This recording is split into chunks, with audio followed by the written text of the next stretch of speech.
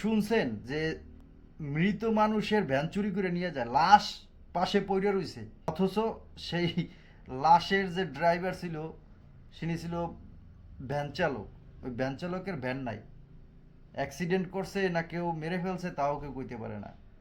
তো ওই লাশের ভ্যান চালকের ভ্যান নিয়ে গেছে আর ভ্যান চালক রাস্তার পাশে পড়ে আছে। এইগুলো আমরা বাঙালি। আসসালামু আলাইকুম।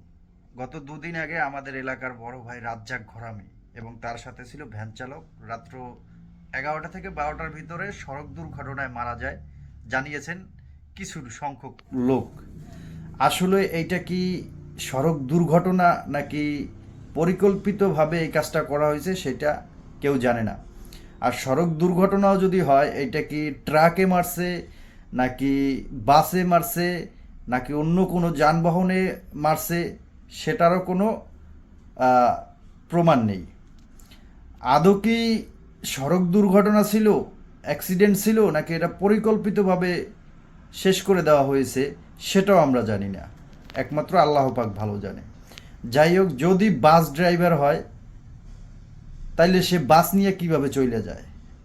এখন এর ফ্যামিলি কার কাছে বিচার চাইবে আর কি বিচার চাইবে? আসামি কি হবে? সব কিছু মিলিয়ে কিন্তু একটা প্রশ্ন দাঁড়ায় যে এর বিচার কোথায়।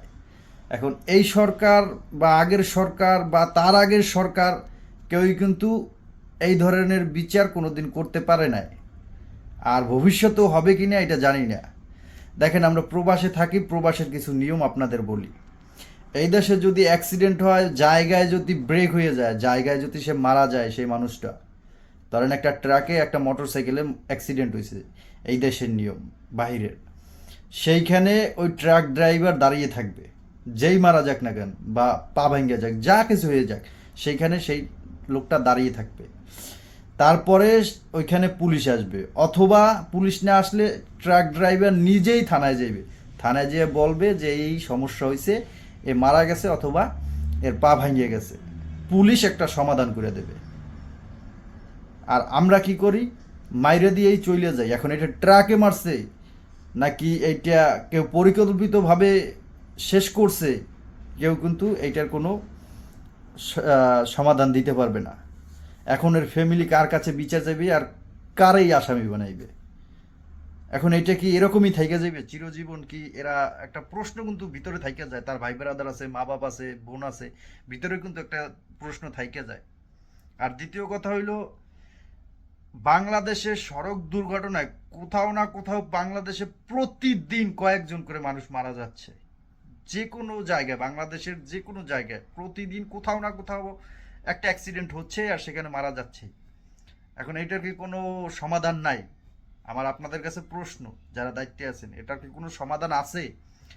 আমাদের বরিশাল গৌরনদী, আশোকাডি, মাহিলারা, কাশিমাবাদ, তারপরে এই যে মদিনা স্ট্যান্ড, টর্কি, এই সমস্ত জায়গায় প্রতিনিয়ত এই সমস্যাগুলো, এই অ্যাক্সিডেন্টগুলো হচ্ছে, কিন্তু কারো চোখে পড়তেছে না। এমনকি বাস স্ট্যান্ড, আমাদের যে এখানে যে বাস স্ট্যান্ড ছিল, সেই বাস স্ট্যান্ডেও বহুত আমার ফ্রেন্ড, আমরা একসাথে পড়াশোনা করছি, কত বয়স, 22-23 বছর হইতো, মারা গেছে অ্যাক্সিডেন্ট করে। সো এর সমাধানটা কি? এর সমাধানটা কে দিবে? আর এই যে মানুষটা মারা গেল, এই দুইজন মানুষ, এই দুইজন মানুষের কি হইবে?